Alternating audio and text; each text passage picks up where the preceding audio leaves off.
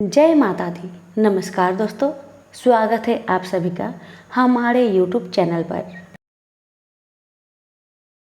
ओम नमः भगवते वासुदेवाय।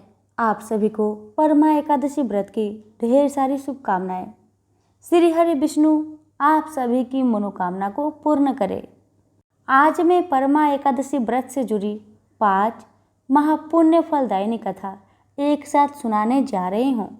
अगर आप परमा एकादशी का व्रत रखते हैं तो इन कथाओं को एक बार मन में श्रद्धा विश्वास बनाकर अवश्य सुनें, क्योंकि इन कथाओं के बिना आपका व्रत अधूरा है।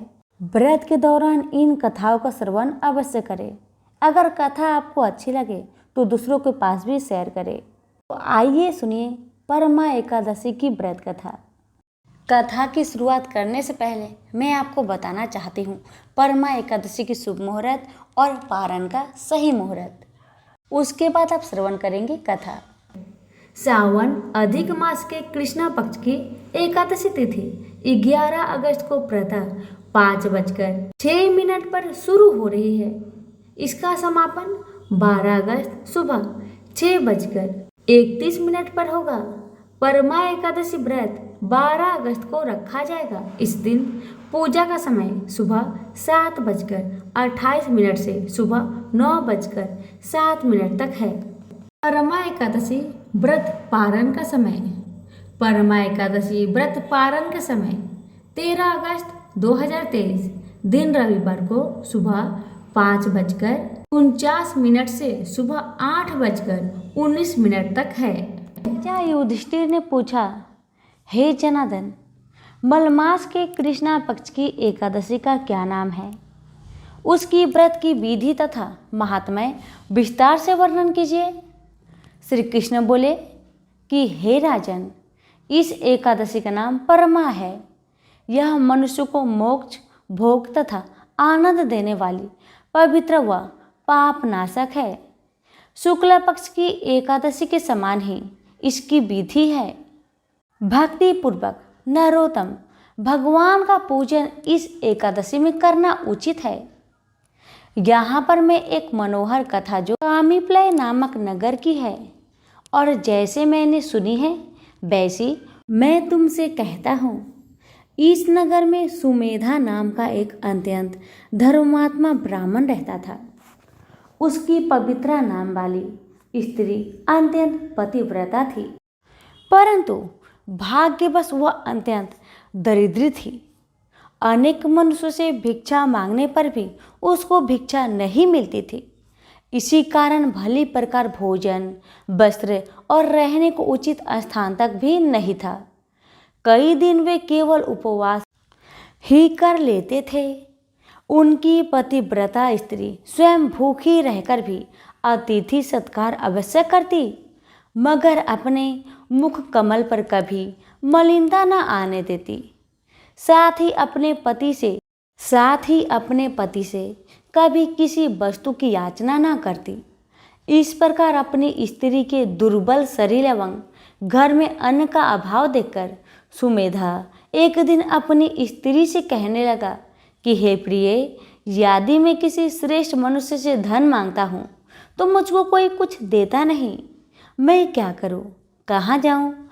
धन के बिना घर के कार्य सिद्ध नहीं होते, अतः मुझको विदेश जाने की आज्ञा दो।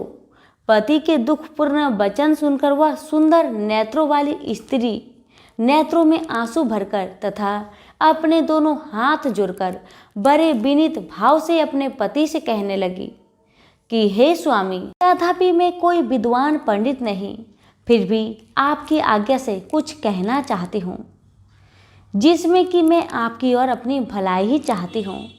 क्योंकि विपत्तिग्रस्त मनुष्य सर्वदा यही करते हैं कि मनुष्य को जो कुछ मिलता है पूर्व जन्म की दिया हुआ ही मिलता है। बिना दिए चाहे स्वर्ण के सेमरू पर्वत पर चला जाए, वहाँ भी कुछ नहीं मिलेगा। अपने पूर्व जन्मों में मनुष्य विद्या, धन या भूमि जो कुछ भी दान देता है वही इस जन्म में पृथ्वी पर मिलता है।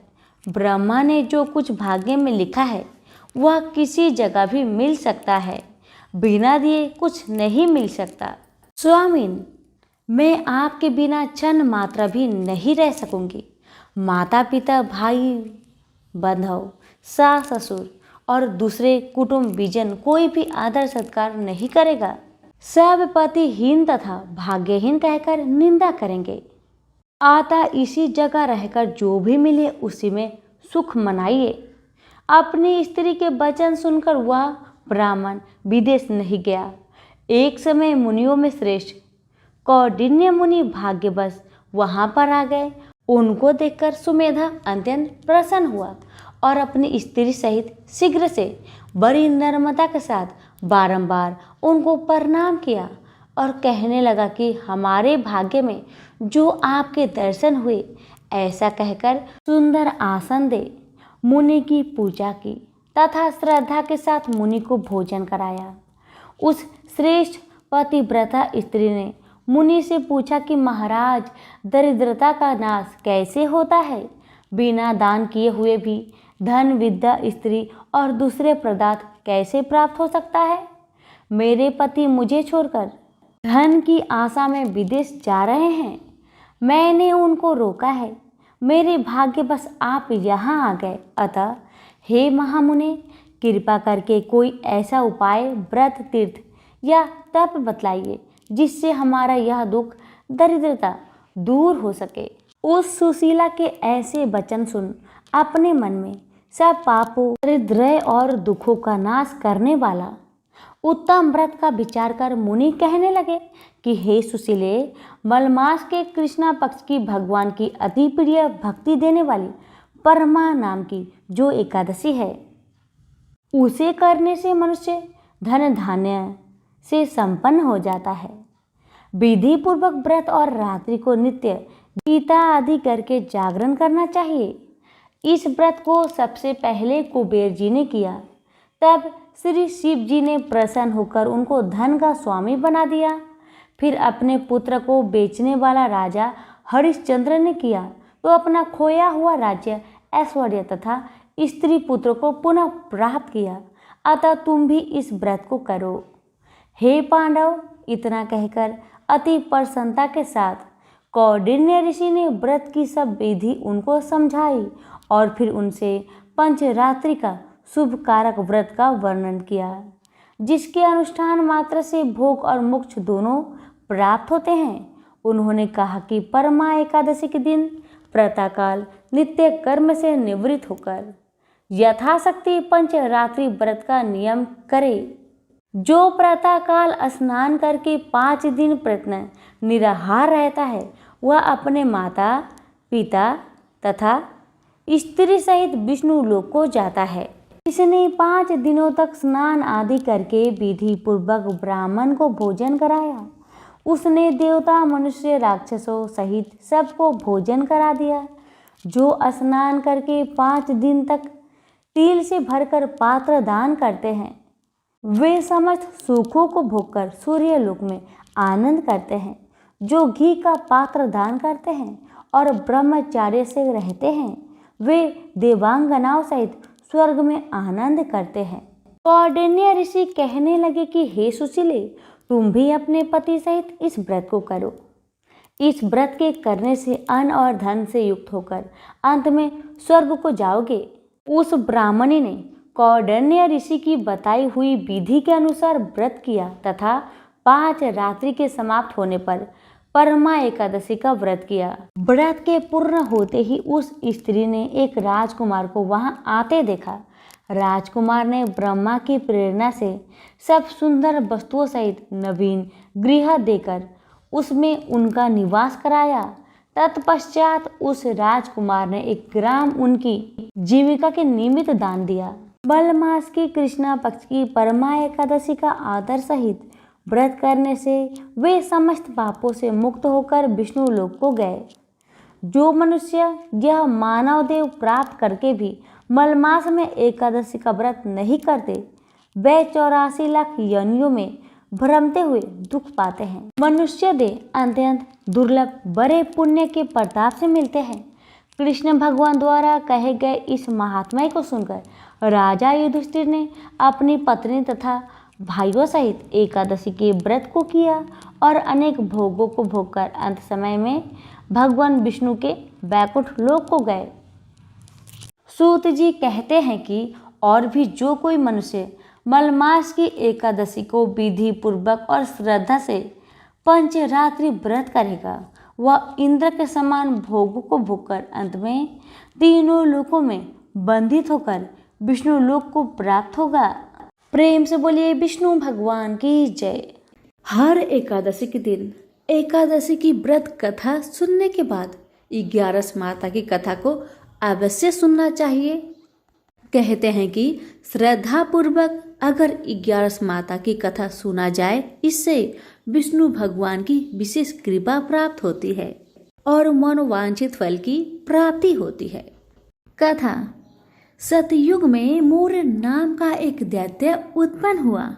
वह बड़ा बलवान और भयानक था।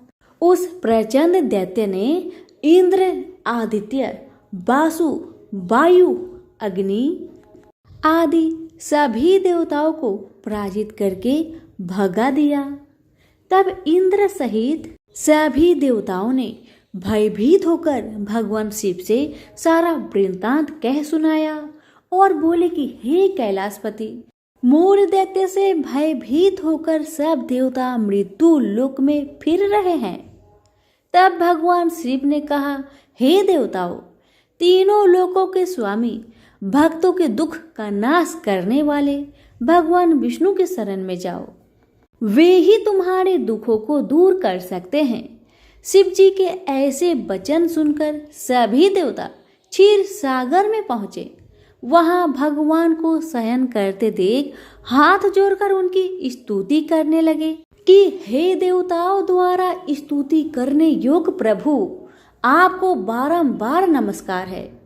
हे देवताओं की रक्षा करने वाले मधुसूदन, आपको नमस्कार है। आप हमारी रक्षा करें। दैत्यों से भयभीत होकर हम आपकी शरण में आए हैं।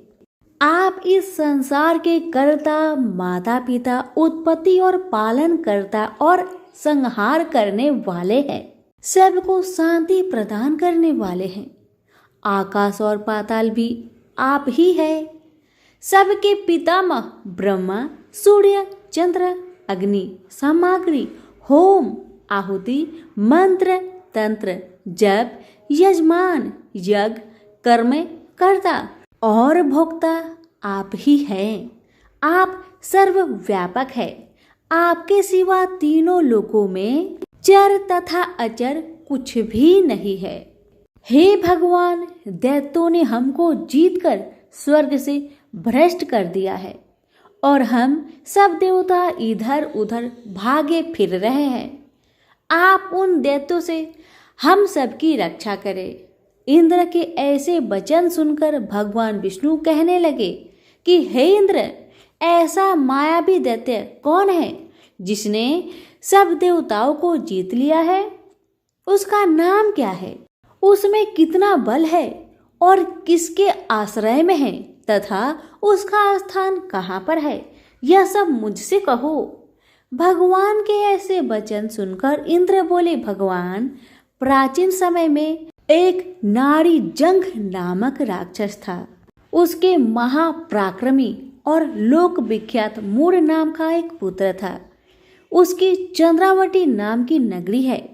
उसी ने सब देवताओं को स्वर्ग से निकालकर वहां अपना अधिकार जमा लिया है।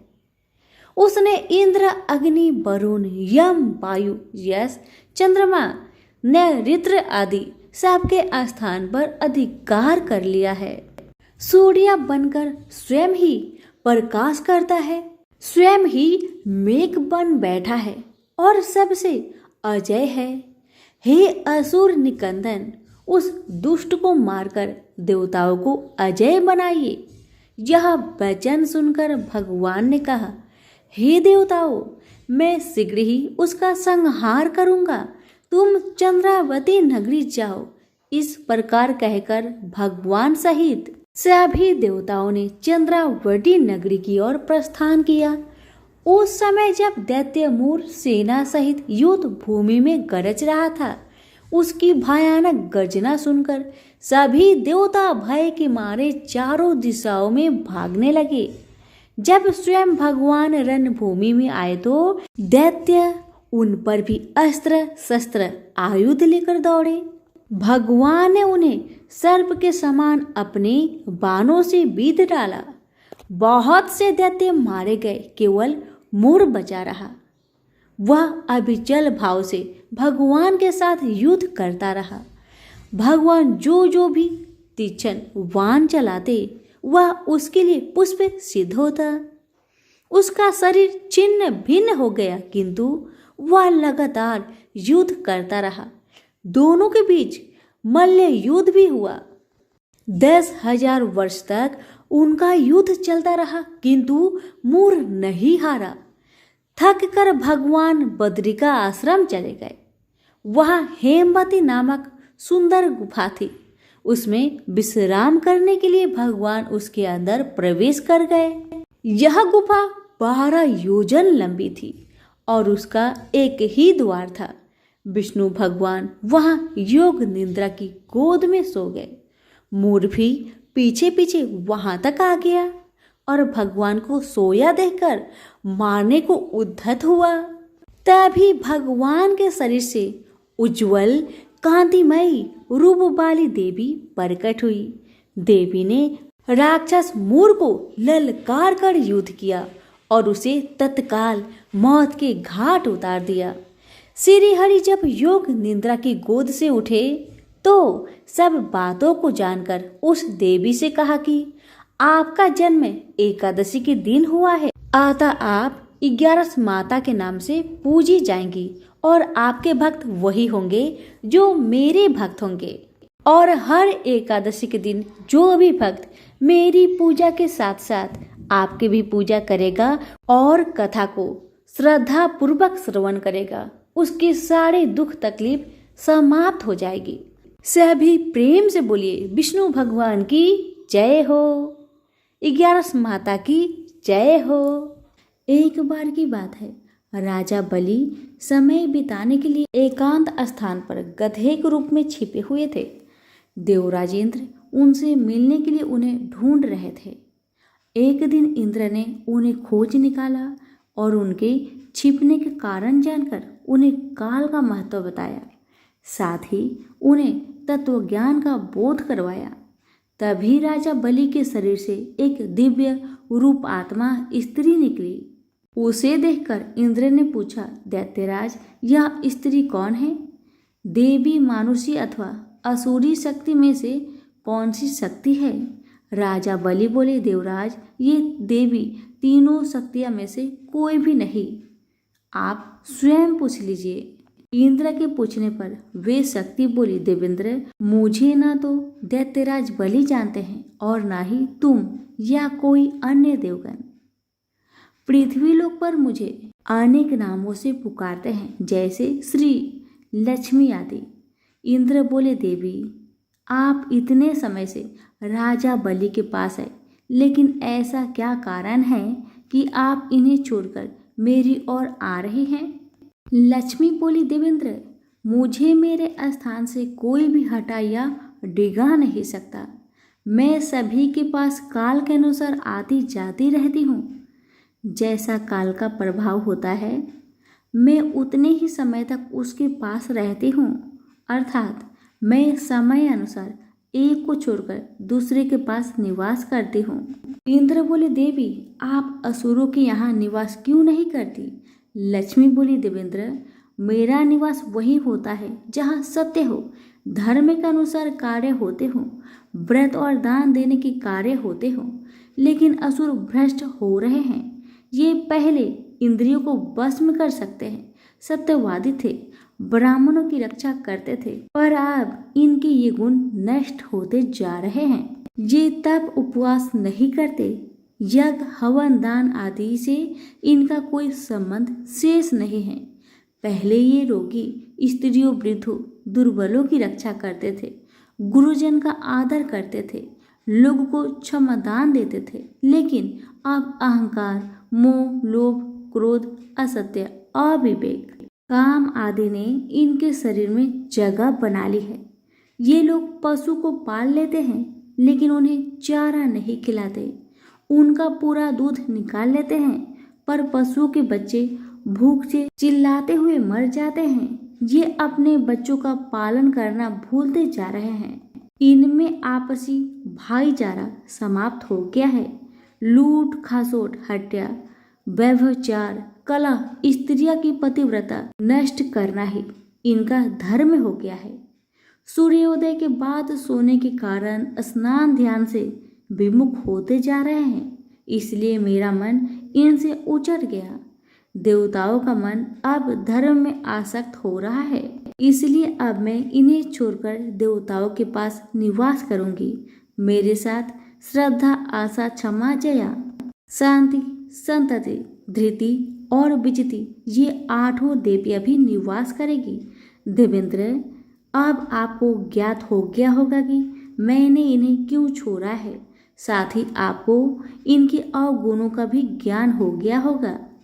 तब इंद्र ने लक्ष्मी को प्रणाम किया और आदर सहित उन्हें स्वर्ग ले गए। वो प्रेम से बोले, लक्ष्मी माता की जय हो। एक बार ब्रह्मा जी के मानस पुत्र सनत सनकादि भगवान विष्णु के दर्शन करने बैकुंठ धाम में पहुंचे।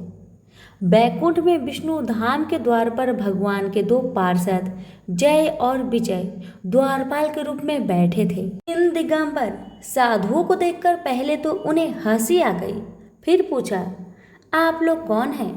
ऐसे नंग धरंग यहाँ कहाँ चले आ रहे हैं? उनकी बात सनत ने बुरे नहीं माना, क्योंकि ये द्वारपाल थे और बिना पूरी जांच पड़ताल के कैसे अंदर जाने देते भला। अपनी वेशभूषा पर उनके हंसने का भी बुरा नहीं माना, क्योंकि बैकुंठ जैसी वैभवशाली परिवेश में ऐसे साधुओं का क्या काम है। उनके प्रश्नों का उत्तर देते हुए उन्होंने कहा, हम सनत कुमार भगवान विष्णु के दर्शन करना चाहते हैं। हम सदा इसी रूप में रहते हैं, इसलिए हमें अंदर जाने दो। मगर जय विजय नामक द्वारपाल ने सनत सनकादि को अंदर नहीं जाने दिया। इससे ऋषियों को क्रोध आ गया कि इन द्वारपालों को इतनी भी समझ नहीं कि ऋषियों साधु के साथ कैसा व्यवहार करना चाहिए। क्रोध में उन्होंने श्राप देते हुए कहा, तुम दोनों ने देव के साथ रहकर भी दैत्यों जैसा व्यवहार किया है, इसलिए अगले जन्म में तुम दोनों दैत्य कुल में जन्म लोगे। द्वार पर इस विवाद को सुनकर भगवान विष्णु स्वयं बाहर आ गए और सनत सनकादि को आदर से अंदर जाने को कहा। उधर जय विजय को दुखी देख भगवान विष्णु ने कारण पूछा। उन्होंने अपने श्राप की सारी बात बताई। भगवान विष्णु ने कहा, दंडता का फल तो तुम्हें भोगना ही पड़ेगा। असुर कुल में तुम्हारा अगला जन्म अवश्य होगा। इतनी चिंता मत करो। तुम मेरे पार्षद हो, इसलिए इसका पुण्य भी मिलेगा। मेरे द्वारा ही तुम्हें दैत्य योनि से मुक्ति मिलेगी। सनत सनकादि भगवान के दर्शन कर चले गए। जय विजय की मृत्यु होने पर उनका जन्म कश्यप ऋषि की पत्नी दीति के गर्भ से हुआ। दीति दैत्य कुलों की माता थी, अतः उसके गर्भ से जन्म लेने वाले जय विजय का नाम इस जन्म में हिरण्याक्ष और हिरण्यकश्यप हुआ। उन दोनों में प्रबल असुरी शक्ति थी। उन्होंने अपने उत्पात द्वारा असुरी शक्ति के बल पर असुरी राज्य स्थापित किया। उन्होंने देवलोक पर भी आक्रमण कर देवताओं को भी त्रस्त कर रखा था। उन्होंने घोषणा की कि अब से उनके राज्य के सारे यज्ञ उनके ही नाम पर होंगे।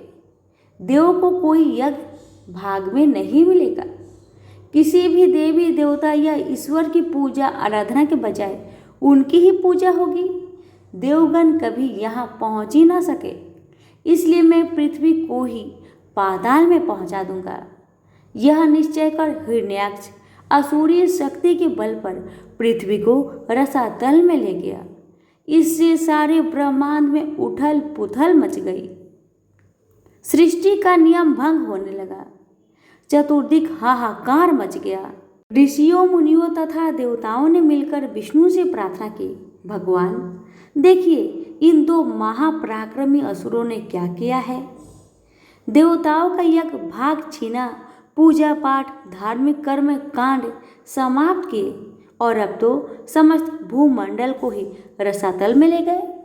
उठिए कुछ करिए। ब्रह्मा की सृष्टि में बड़ा व्यवधान उपस्थित हो गया है। आप ऋषियों मुनियों तथा मानवों के रहने का स्थान बनाए। पृथ्वी जल में डूब रही है। उसके उद्धार के लिए वैकुंठ का बाग छोड़कर कोई अवतार लीजिए। भगवान विष्णु ने देवताओं तथा ऋषियों को अवशासन दिया। जब पृथ्वी पर पाप का भार ज्यादा हो जाता है तो उसके उद्धार के लिए मुझे अवतार लेना ही पड़ता है। आप लोग निश्चिंत होकर जाइए, मैं कुछ करता हूँ। देवताओं के चले जाने पर भगवान विष्णु ने नीचे देखा। पृथ्वी का कहीं पता नहीं, सर्वत्र जल ही जल दिख रहा था। फिर तो भगवान वराह के रूप में प्रकट हुए और समुद्र में कूद पड़े।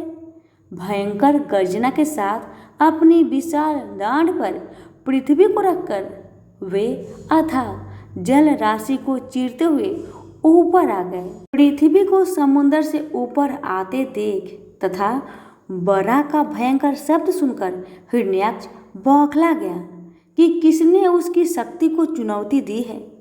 वराह को देखते ही वह उसे मारने दौड़ा।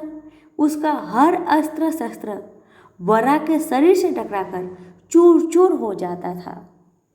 भगवान कुछ देर उसके प्रहार को झेलते रहे और उसके क्रोध को भड़काते रहे।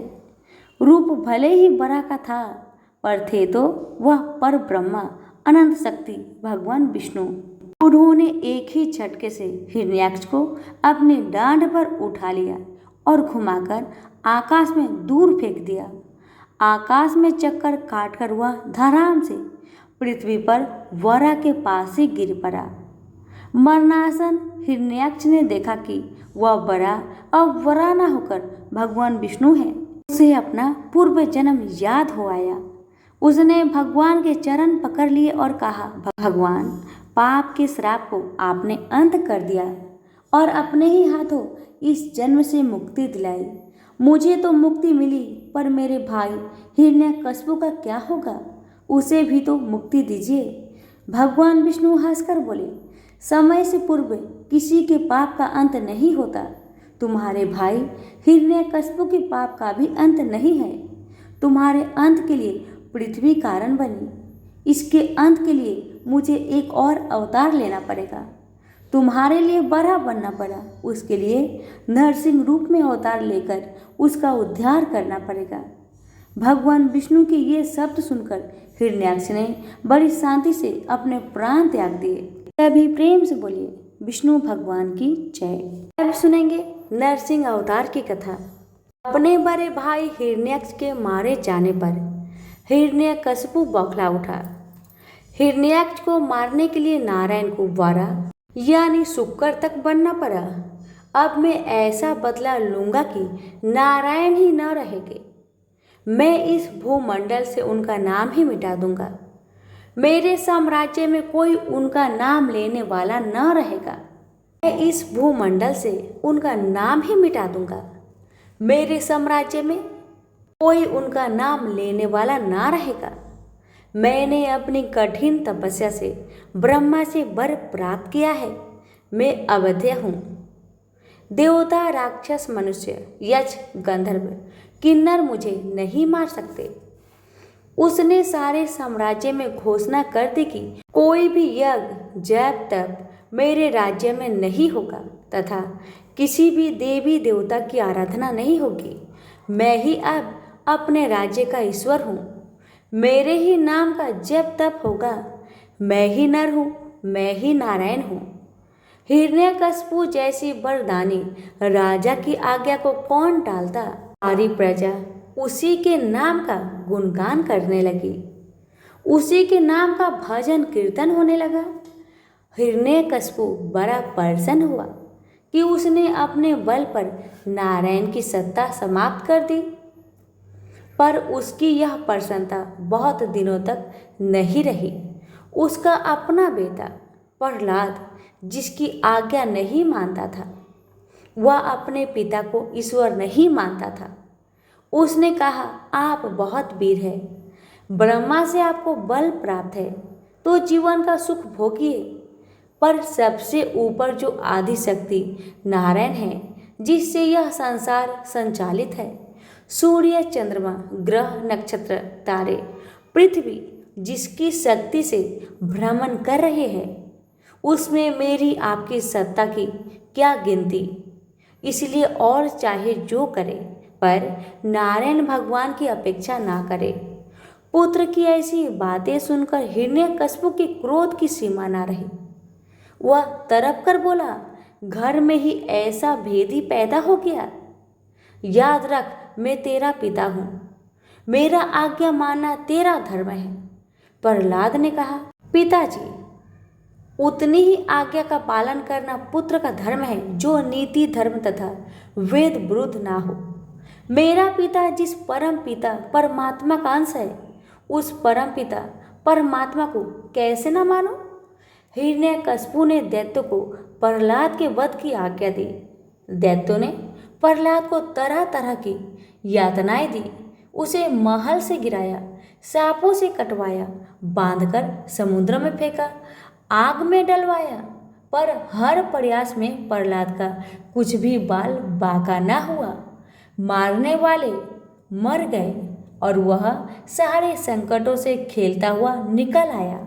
जब पिता का क्रोध शांत न हुआ तो उसने कहा, पिताजी, आपने अपने ही पुत्र को मरवाने का इतना प्रयास किया, पर भगवान की कृपा से मैं अब भी जीवित हूँ।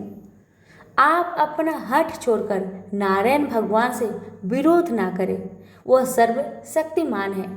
हिरण्यकशिपु हार मानने वाला नहीं था। उसने कहा, जिस नारायण ने मेरे भाई हिरण्यक्ष को मारा है, मैं उसे कभी भी अपने राज्य में पूजित नहीं होने दूंगा। मैंने तेरी मृत्यु के लिए दूसरा नियुक्त किया था, पर अब मैं स्वयं तेरी मृत्यु का कारण बनूंगा और देखता हूँ कि कैसे तेरे नारायण तेरी रक्षा करते हैं। ऐसा कहकर उसने भरे दरबार में प्रहलाद को एक खंबे से बांध दिया और खड़क लेकर बोला, अब मैं तेरा वध करता हूँ, अपने नारायण को कह आकर तुझे बचाए। प्रहलाद के चेहरे पर कोई दुख नहीं था। वह हंसकर बोला, यदि मेरा जीवन शेष है तो अवश्य बचूंगा। हिरण्यकशिपु बोला, यहाँ तेरे नारायण कैसे आएंगे? क्या इस खंबे में से आएंगे? प्रहलाद ने कहा, पिताजी, वह सब जगह है, मुझ में, आप में, इस रस्सी में, खंबे में, आपकी खड़क में, वो तो सर्वत्र है। उन्हें कहीं आने जाने की आवश्यकता नहीं होती। आप अपने मन की आंख से देखो, वे यहाँ भी दिखाई देंगे। प्रहलाद की बात सुनकर हिरण्यकशिपु का क्रोध अब सीमा से बाहर हो गया। उसने खड्ग उठाकर जैसे ही प्रहलाद पर प्रहार करना चाहा कि एक भयंकर विस्फोट हुआ, खंबा फट गया। उसमें से एक विचित्र आकृति का जीव निकला, जिसका शरीर तो मनुष्य का था, मुख, हाथ, सिंह जैसे थे। वह नरसिंह था। उसने झटक कर हिरण्यकशिपु को गेंद जैसा उठाया और अपनी दोनों जांघों पर उसे लिटाकर अपने विशाल नाखून से उसका पेट फाड़ दिया। उस समय गोधूली बेला थी। इस प्रकार भगवान विष्णु ने ब्रह्मा के वर की रक्षा करते हुए हिरण्यकशिपु का अंत कर दिया। उसके मरते ही उसके राज्य से उसका आतंक का अंत हुआ। ईश्वर भक्त प्रहलाद उसके बाद राजा हुए। उनके राज्य में धर्म स्थापना हुई। तो प्रेम से बोलिए, विष्णु भगवान की जय।